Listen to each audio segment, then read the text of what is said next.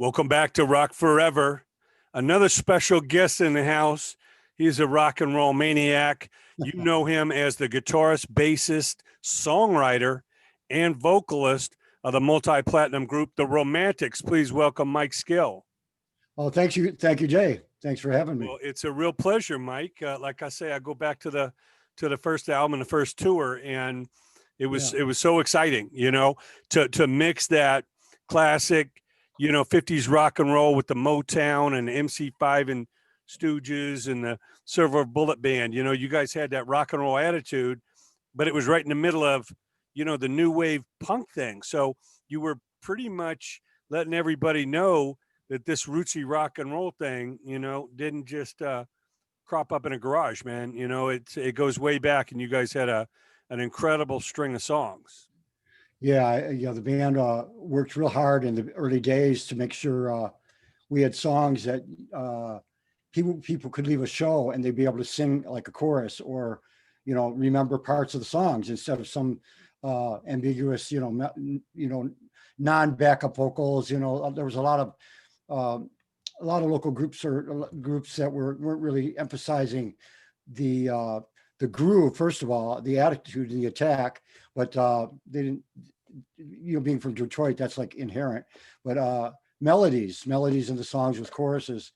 We were listening to Flaming Groovies and the Jam. And of course, the deal was there was so much progressive rock that got like lost into a vacuum because it was just long songs, all these really long songs. And we were getting back to like condensed, more shorter songs with melodies and hooks and things. Yeah, and we were, purveyors of that, I think. With the 3.5 minutes of pure, unadulterated, catchy rock and roll. Right when you heard the song, you knew what the chorus, you knew what the title was, and by the end of the album, you wanted to hit replay because all the way through, it wasn't a bum song. It was just wall to wall, and you guys always brought it. Tell us a little bit about how the group came together, because I know Wally and yourself and Jimmy and of course Rich, I guess, came in for another guy. Tell us how you guys all formed. Well, Jimmy and I went to high school together, and we were hanging around in high school and playing a couple teen dances in very, very early young days. And then we just like were a dynamic duo. We were just like always hanging out musically and running around Detroit. We'd go see other bands and stuff, and we were always jamming. We got out of high school, and we had this storefront. And the storefront, we were at that storefront like continuously, practically lived there. I think one year I was there every day, even on Christmas Eve, or Christmas Day, I mean. And always I was building speaker cabinets or something. We worked at small shops around Detroit that built little parts for cars. We worked in those shops, and I could buy guitars or a bass guitar. There was tons of those shops. They're all gone now. But that was like a first wave of the downturn. Like Detroit was, there was a real downturn in early 70s. We were just like getting out of high school and stuff in the mid 70s and early mid 70s. And, it was tough. It was tough at that time. Detroit was pretty bleak. Downtown was a cavernous cavity of nothing. No hotels, nothing. And the only people that went downtown were artists and rock and rollers, like LA was downtown for a long time, quite a while back. And, there was some of that going on, but we were the only ones that really supported, the downtown area and then Bowie would come to town, T-Rex would come to town, Sweet would come to town. We'd see all that stuff, New York Dolls. And that's what we did. We ran around town, and we put this little quartet together. And we actually, one of the girlfriends of the guitar player, it was the Motor City Rockers. This was early 70s. The New York scene was happening. Blondie, Talking Heads were just coming out. Patti Smith was just coming out. Ramones. So we had this little band, and we got our picture in. We kept reading a Hit Parader, and in LA there was the LA scene. It's just starting to brew. And we put together a little group, and we went into CBGB's. One of the girlfriends of the guitar player called them up and talked to Hilly, and Hilly Crystal was the owner, and we drove to New York and we played a show. It was not very crowded. I mean, some people from the New York Dolls and other bands were there, but it was just a good thing for us, a challenge for us to feel like we're part of something. We drove there, drove back, and kind of broke up. This is after a long time of just me and Jimmy just hanging and jamming and learning how to write songs. And then I saw the Flamin' Groovies record came out, and the Jam came out, and the Jam was a New Musical Express with a long photo and a full spread with their black jackets, black tie, white shirt, skinny pants, and skinny jeans, and the black and white shoes, and the look was just right. And the Flamin' Groovies came out with that record, the first record Dave Edmunds produced, Shake Some Action, and they had that kind of Beatley look, the Kinks Beatle look. And I called Jimmy. I tell him, we can do this. This is the stuff that we can do. We grew up on. So we started. I had met Wally 2 years before. We jammed together on someone's solo record. We were recording together. He was singing backups. I was playing bass. Jimmy was playing drums, and I met him. And then we did that show in New York. We came back, and we were always looking for a lead singer. Everybody was looking for a Jagger or a Rod Stewart at that time. And it wasn't really about anyone could sing, anyone could play, anyone could, play guitar or write. And the impetus for that, I think, was the New York scene and Velvet Underground. And just that anyone could do it. Anyone could do DIY, do it yourself. And they brought that thing on, and we started doing that. And I called Wally up. No, actually, first I heard he was playing somewhere, and I went to the school he was playing at. And for some reason, I don't know why I didn't go in or buy a ticket, but I peeked through a window and saw him playing. I thought he looked pretty good, and held an audience attention, and he played guitar. So I called him up, and he came over and rehearsed, and he brought Rich along. Rich was in a couple bands with him in Hamtramck, Michigan, over there in, near Detroit, and center of Detroit. And we got together, and we kind of all understood what the package was, what the idea was. Good short songs, 3 minutes, not more than 3 minutes or so, and hooks, great beats, and had the energy of the stuff we grew up on. Early Bob Seger, The Frost, which was Dick Wagner, who went on to Dick Wagner and Steve Hunter. They played on like early Aerosmith and Kiss records. Yeah, and Alice Cooper. Yeah, and MC5, and of course Stooges and that. It's funny now, Stooges at one point, they would bang around playing all the clubs, and they were always getting eggs thrown at them, tomato, everything. People would come to the show just to cause mayhem. Bikers, Iggy would get in fights with bikers. So there's this whole added energy, this whole punk energy, this raw energy happening in Detroit in I'd say early 70s, late 60s. We were young teenagers, but couldn't get into the clubs. But yeah, so we brought that whole thing into the Romantics thing. So all there was in Detroit was really at the time, 76, 5-6 was bar bands pretty much playing, Kansas and Aerosmith, and not Aerosmith, but Kansas, and really, I guess Aerosmith, really popular FM radio songs. And there was a pushback. Everyone wanted to just have a lot of fun and be able to sing songs and short songs and change the look, shorter hair, everything, Well, I know you said you saw the look with the Jam and Groovies and everybody. Who was it that suggested the matching leather suits and all that? Well, when I was in school, junior high school, it was a multiracial school, and black kids would come in and they were dressed like the Temptations.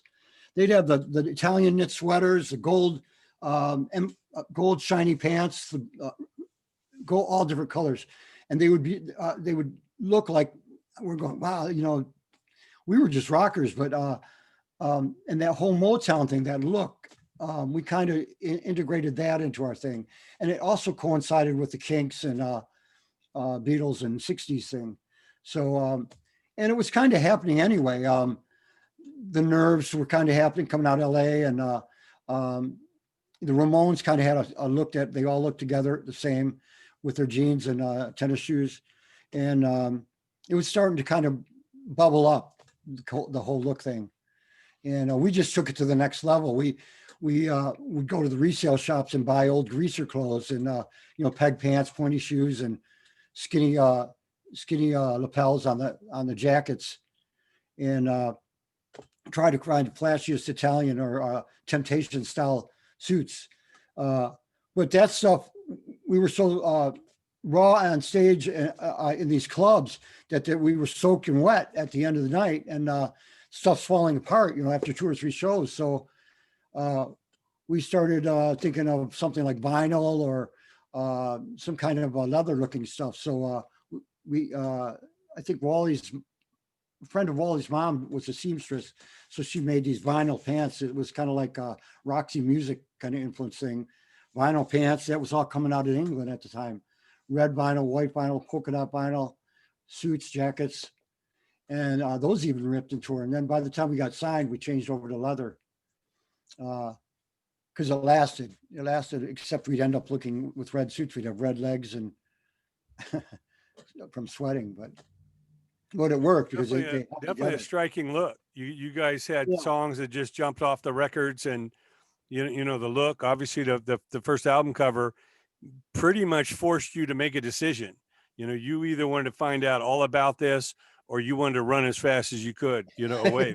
That's right. That was yay or nay. Yeah, we were on a booking agency.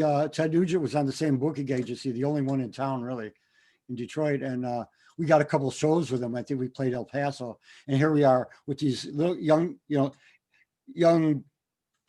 punks, I guess, at the time, and that was just happening, but running around on stage with skinny, tight red leather pants, and here, you got Ted Nugent with his, arrows and leather, what do you call it, buckskin, and the loincloth. In fact, we were really into the Amboy Dukes at the time when we were kids, and the Migration album was a great record. But as soon as he did that whole loincloth thing, we were like, we walked away from it. But I remember the circuit, definitely Nugent, and Aerosmith, and all that. But you guys, straddled that, that path between, the Ramones and the punk bands. And then, that classic rock, but all the songs were short and sweet. Do you remember some of the first songs that you guys wrote? I know you did a couple indie singles before you did the first album, but do you remember as you guys started to write songs, what some of those first songs were? We were always writing from high school and always learning how to write, but this was a whole new thing, a whole new package. I had a cassette player, a cheap old cassette player, a cheap green cassette, and I put about 6 songs on there that I had ideas for and brought them in. And some of the first songs were from that tape. I think probably 2 or 3 of them I originally wrote were on the record, I think. Tell It to Carrie was me and Wally. And then we'd write something for Jimmy, and Jimmy wasn't really writing at the time. He would mostly contribute grooves and arrangements and that kind of thing. But I was a melody guy, and Wally was a melody guy, and I was the guitar attack guy, writing the hooks and coming up with a lot of the initial ideas. And then those guys would bring in an idea here and there, and we'd just gel in the early days, very early days. So in rehearsals, you guys would just kind of come up with ideas and start jamming them out, see what kind of came together? Yeah, since I grew up, the Hollies and the Yardbirds and all that would come in and say, this is kind of like, how about a groove like the Yardbirds or something? And I wrote First in Line. First in Line was kind of a tribute to a Yardbirds kind of thing. And Tell It to Carrie was, Wally, hear this thing. How about something kind of like melodic with the Hollies, or early Beatles or Kinks? And that was be Tell It to Carrie. And then I would pick up a 12 string and go here, and I'd have the chords. Then I'd have to we'd get a melody, or I'd get a melody, and I'd have to come up with the hook, the thing that opens the song. So I'd have to I would take the chords from the song and break it down into higher register parts on the neck of the guitar. Or I always, when I was first learning guitar, my first band was called the High Tide. It was when I was 16 or something, and we were amazed at Pete Townsend because he was the guy we called that knew 1,000 chords, because he would take chords and break them up, going up the neck, like in Pinball Wizard, or like in Pictures of Lily, or he would break the chords down, take the melody of the song, and then take those notes and double them up on the open strings. So I learned how to do that, and that's how I got like things like What I Like About You and Tell It to Carrie and Forever Yours. I'd break the chords down the same way they were doing. Keith Richards and Pete Townsend would do. They'd take the chord progression and break it up into pieces, leaving open strings, a lot of open strings ringing out. And then when you add a 12 string, it's even more dynamic. So Yeah. Well, those it was guys certainly, were my teacher. Those were my teachers. You know. yeah, they were. Those were the mentors for all of us. I mean, the And then British invasion is still influencing people 50, 60 years later. yeah, and people don't realize. A lot of people growing up don't realize how changing it was. The whole thing, how it was changing. How it went from. I mean, I was really little when Elvis came out and Jerry Lee Lewis and Little Richard. But I saw the vibe happening. Everybody, kids and teenagers. What I was little, but I saw the effect it had on people. It was everywhere, and then it kind of. In late early 60s, it was dwindling because it was sounding the same. Jerry Lee Lewis Chuck Berry was getting kind of the same, and Elvis went to, in the army, and then next thing you know, Beatles and Kinks brought a whole new blood to it. It was like the next thing. It was and that's when I was growing up. That's when I was influenced by that, and people don't realize how. If you think of radio back then, you had Roy Orbison in the 60s, Roy Orbison, you had Elvis, Beatles, Stones, Temptations. I can't imagine trying to write songs and be on, everyone had to write songs on that level to get on the radio. I mean, that's a high, think of the bar at that time to get your songs played and be in that upper echelon. That was like an incredible height to be at in writing, in music. And we kind of took that to heart. I mean, I don't know if we reached it, but it was important for us to have a certain kind of melodies. That's why once you put on those red leather suits, you either had to believe it or not, or it was a failure, because you were going to get a lot of flack. So, yeah, well, the songs, the catchiness were infectious.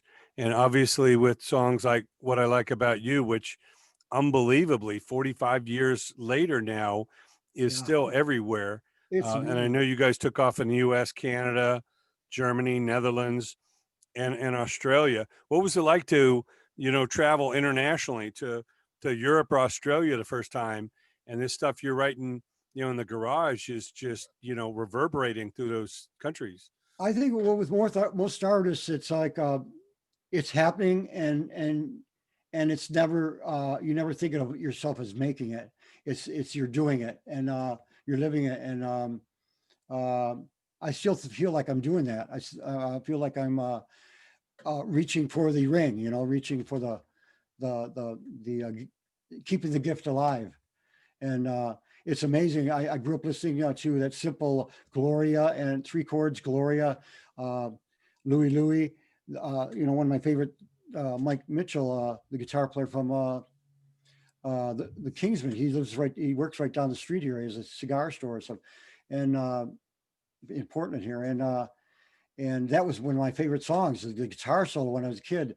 And then I find out that the Kinks were fashioning their music like You Really Got Me was fashioned. Their manager told them to write a song like the Kinks, like Louie Louie. And then they wrote You Really Got Me. And yeah, I mean, it's just amazing that I took 3 chords and now it still works. It's what I grew up on. Well, it's the simplicity that young and old can just, react to. But it's like a no-brainer. You know, it's like ringing the bell. You just you either get it or you don't. But you know, obviously Jimmy sang lead on that one. Did you guys try and vary it up Well, that, to give him a few songs to sing? How did Jimmy end up singing "What I Like About You"? yeah. Well, that was crazy because we were together for it was I think it was 70, 60, or 77 or 8. I can't recall at the moment, but I came to the studio with that song idea. That day I worked on something in the yard, in my backyard, with an acoustic guitar. It was the rhythm. That was my kind of rhythm. That whole Gloria kind of yardbirdsy kind of like Who thing, and 3 chords, the rhythm, and I brought it in. I got to the studio early, which I never did. I didn't have a car at the time. I think my mom dropped me off, and I got there. Was Jimmy was there, and he was jamming on drums with the spotlight. We had these lights set up like a stage and that, and I said, "Check this out! I got to sing," and I played it. It was me and him, and it clicked with him. The groove, his groove, like fit how I played. So we were kind of like that kind of thing. And I had the 3 chords, and he's just going at it, and starts bellowing, bellow with the PA on. He starts throwing out, jamming with his vocals, just kind of messing around, and so we basically had it right there. It was pretty much right there. By Not the time finished as far Wally as, Wally not and Rich walked lyrically. in, it was pretty much together. Yeah, it wasn't lyrically. I don't know if he really had the title yet, but he was doing the verses kind of on the flip side of the beat, other than what it is now. But and then the other guys showed up. We went and had a meal. We went and got some food or something. Came back and some burgers or something, and came back and look. We showed them what we had, and it worked. It stuck. So and because he was there and he initially came up with something, he got the vocal on it. So Yeah, well, that's incredible that it took off, internationally, and you guys just kept it going. And your producer, Pete Soley, was from Australia, correct? well, he was from England. Oh, he was British. Really, Okay, yeah, he was. I know he was a foreigner. How You're did you right guys there. choose that? Was that the label, or how did Pete end up producing? Well, Pete was from London, and he moved to Australia because he really was what do you call it, a child prodigy, I guess, piano keyboards, and so he was really educated in the whole genre of keyboards and arrangement and all that. He did commercials, a lot of commercials in England and Australia, and worked with Jojo Zepp, I think, in Australia, and 3 or 4 other groups. But he had played keyboards in Terry Reid. At the end of Terry Reid, if you look at the videos with Terry Reid, Pete Solly's playing Hammond organ with Terry Reid, and he worked with Procol Harum at the end. He toured with numerous bands out of England in the 70s. But we wanted a guy that could give us.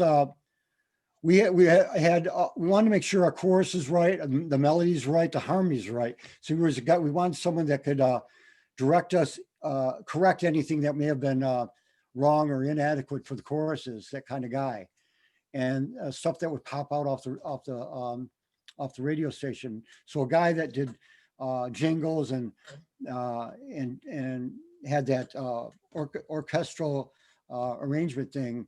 He could help us if we had a bad chord or something. But what he was good at is that he didn't really interrupt the vibe or the groove of the songs, and he didn't really take over the song. He just would say, "You might want to go to that note. You might want to hit that." A lot of pre-production bands don't do that now. I don't think really. Pre-production, you take a month before you go in the studio and you get all the bugs out. And instead of Was the album recorded in Florida? Yeah, the first 2 Miami? records in Florida. The first record in Florida, the second record in New York at A&R Studios. And the Florida one was at, I can't think of it right at the moment. Was it Criteria or one of those? Criteria, yeah. Yeah, Criteria. absolutely. Well, I know the albums kept going, and you had left the band for a minute and then came back. Was it just pressure between members? Because I know it's hard for a new band out there. You're not really making any money, and you're fighting with the label to get the support. Yeah. What was your reason for leaving? I was fighting with the management because I was wondering why we weren't seeing royalties yet and other things and pay and all that kind of stuff. And I was the rebel anyway. I was the guy always like, let's do this, let's do that. Let's, kind of the spark plug guy that was always setting things off in a musical way and in an artistic way. And some of it rubbed some people the wrong way. In management, I was the upstart, and we were the record was just coming out, so royalties weren't coming in yet. But yeah, I didn't want to get stuck. The punk thing influenced me in the way that it was artistic and it was spontaneous. I was really spontaneous. I still am, and I always had a lot of ideas. I didn't want to have the same suits all the time. Jimmy really wanted to stick to that same look all the time, and I kind of want to mix it up. As you know, the second record, we didn't have the same suits on the cover, but when I left, they did the pink suits and all that, and that's something I would not have done. But and plus, when you took me out of the group, you lost the sound because my guitar style was preeminent on that. A lot of that stuff with Wally, the blending of the two guitars, and they had another guitar player, but they went into a more heavier mode. But it just was different. And they did an album and it sunk. And the record label suggested they call me back or get a writer to come in to write songs. Yeah, a band has to evolve. You're known for the first album, Yeah. but somehow it's got to grow. And obviously, with In Heat, the fourth album, Mhm. things really gelled. Pete Tully came back. Yeah. Obviously, Talking in Your Sleep was, the biggest hit, and I know the album was your biggest seller. Like I said before, I saw you guys go from playing the Palace, which is the legendary theater right across from Capitol Records Tower in Yeah. Hollywood, to the Palladium. The Hollywood Palladium is the big ballroom on Sunset Boulevard where they even had the Oscars. I mean, the big bands used to play there, Yeah. Benny Goodman. I mean, it was, Gene Goodman. very prestigious to be headlining, and you guys sold out the Palladium with the success of Talking in Your Sleep. Talk about making that album In Heat and how you guys, gelled. Well, we got back together, and I had been out of the band for a year and a half, and I was running around Detroit seeing all the new bands and all the new music coming out of England. Was the new Romantics, the Spandau Ballet, the Duran Durans. Jimmy and originally we all loved Roxy music. We were originally going to do something like Roxy music kind of feel, that kind of songy kind of thing, that groove. But so all this stuff coming out of England at the time was Duran Duran. You know what I'm talking about. The new band, the new Romantic stuff. It was really radio oriented and dance. Oh yeah, especially Duran Duran. I mean, they mixed the look with the, again, catchy songs. It was like the next wave from the punk movement, and I think I came back with that kind of vibe of the song thing, and still the energy of the Detroit thing. So Nick Lowe was an influence at the time, and One in a Million was a pop song, and I don't know how to describe it. We just went in with the same pop attitude. I think it was a little watered down on the rock side, maybe, without the rawness, but you can't argue with the production that still sustains today. So, and I was getting back into the band, getting back into the swing of things. I think we could have done a little more edgy and a little more hard rock, but that's where we were at the time, and it got us on MTV, and that whole thing was happening. Yeah, big MTV hit. Yeah. And I know you're always fighting what you feel in your gut with what the record label is wanting, and they're chasing the trend, like what's happening on MTV or what's the new movement. But I know as a band you got to stick Yeah. to your creative guns. Now, I know you guys did a number of TV shows which are legendary, like American Bandstand with Dick Clark and Yeah. Solid Gold and even Soul Train. Talk about, must have been kind of a lifelong Yeah. dream growing up in Detroit to be on American Bandstand, having seen all those classic, catchy bands Yeah. coming through there. What was that like? Yeah. I mean, I remember Bandstand was black and white coming out of Philadelphia, and to be on there was like an amazing thing. And Soul Train, I mean, not too many rock or white acts were on Soul Train. Elton John, maybe Rod Stewart, Romantics, and that's about it. I don't know, maybe the Bee Gees or something, the later Bee Gees.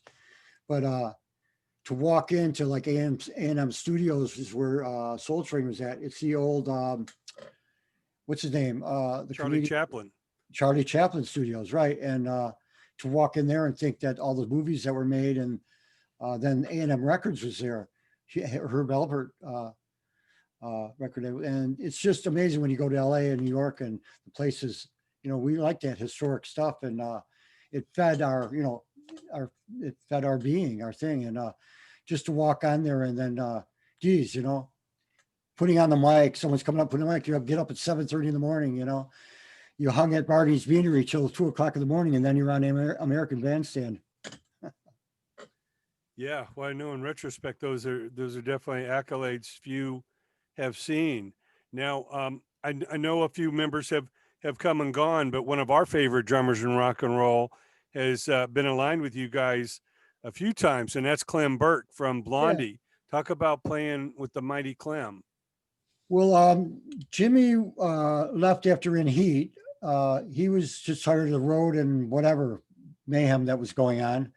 And I think our managers didn't want to deal with it and wanted to bring in someone else. We brought in a drummer who, unfortunately, we tried to mold him after Jimmy, which was not the right thing to do and wasn't fair to him, I'm sure. Let's see. And we went through Dave Petratus, who's a great drummer, but it was tough.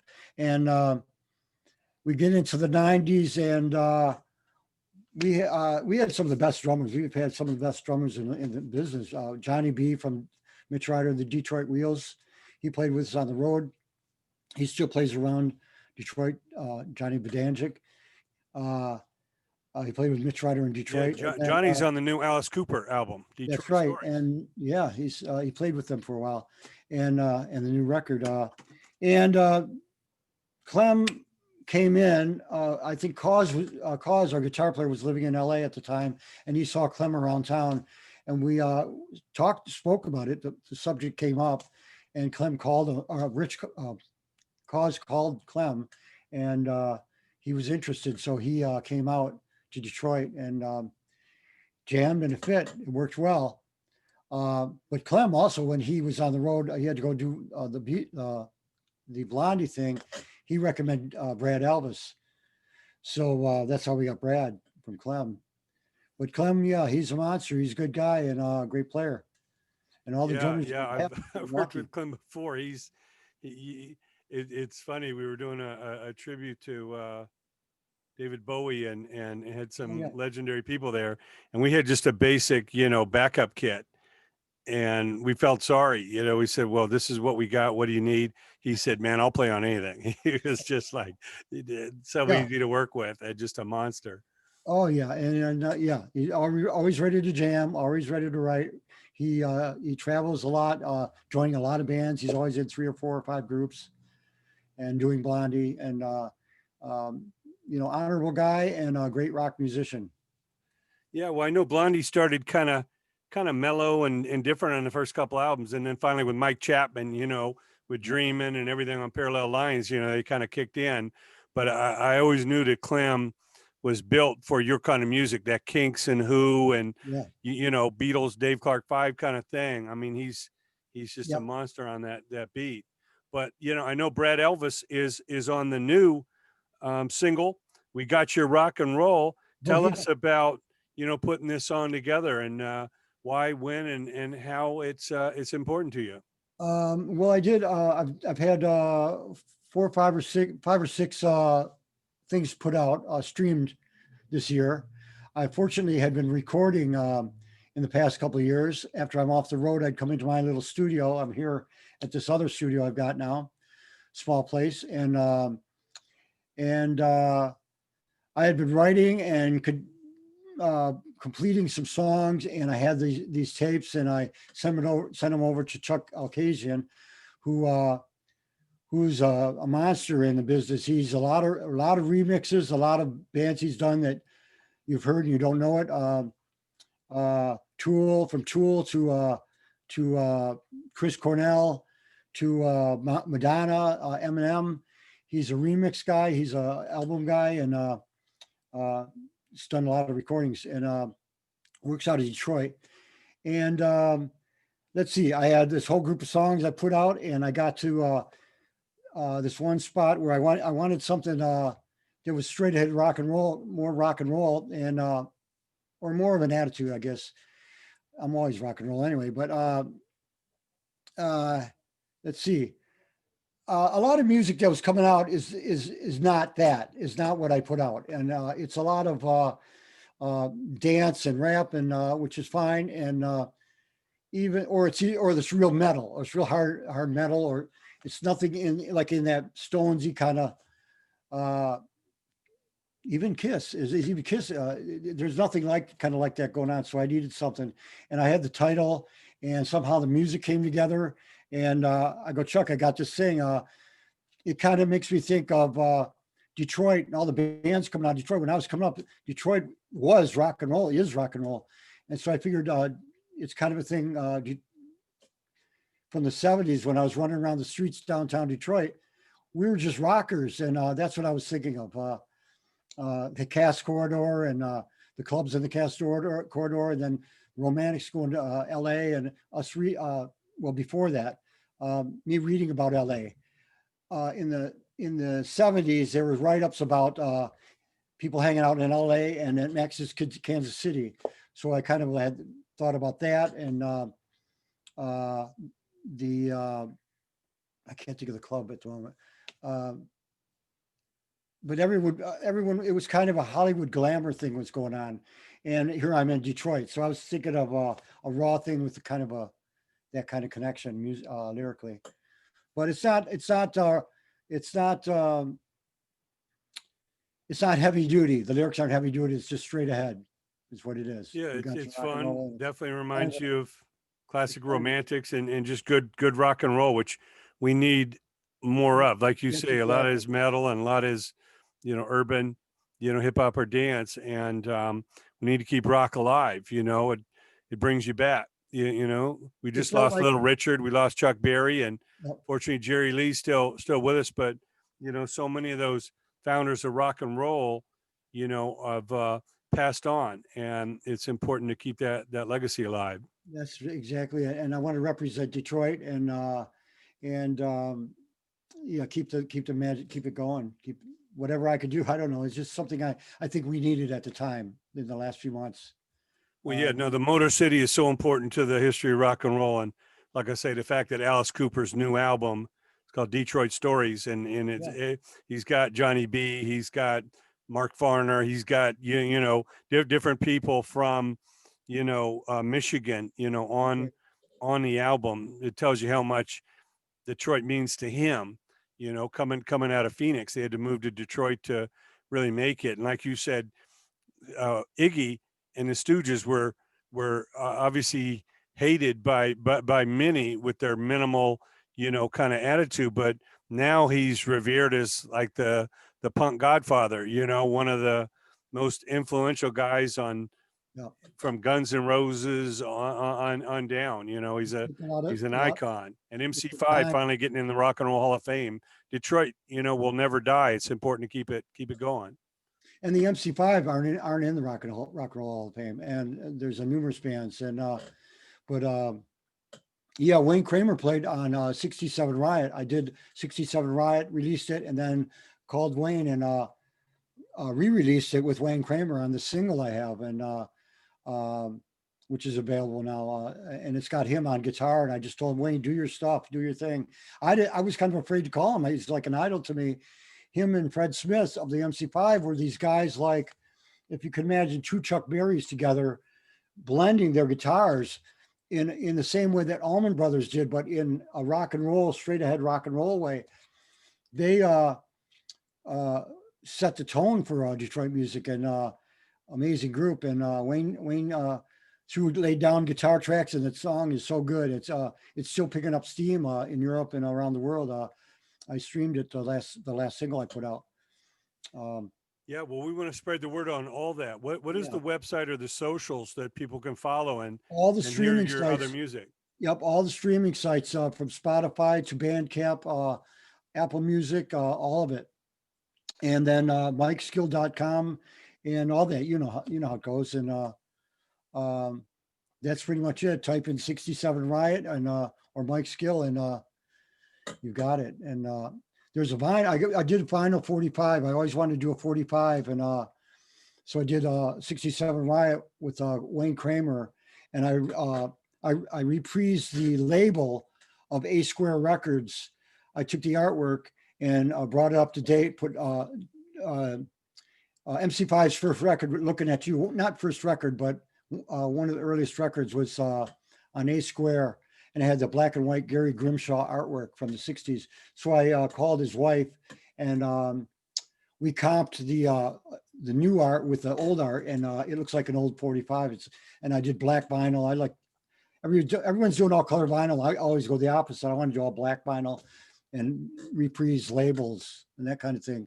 So I kind of did a cover that looks like the MC5 cover, and it's really cool. It came out really good. Yeah, well, we love Gary Grimshaw and all the legendary illustrators and artists that came out of the 60s from, Detroit and San Francisco and all that. There was a real vital scene. Today, obviously, the next generation is growing up with all this technology, and they grew up with computers and cell phones and apps. We had none of that growing up. We had to create, from scratch. What advice do you give to young creatives coming up so they don't just depend on technology to drive it, but really, make a commitment to dedicating to learn the craft of songwriting or playing an instrument? Well, I think younger artists, the real artists, there's always that one group, that one movement, that little movement. My son's kind of part of it. He's into photography, right? But he develops his own film in the other room back here. He's got his own film processing area, and there's a whole. I think there's a bigger group than you think that are really using the technology in a raw kind of a throwback way that we did things. They're turning it into a more street energy thing. You don't see it so much because that's always the way it is with the new artists. It's a burgeoning thing.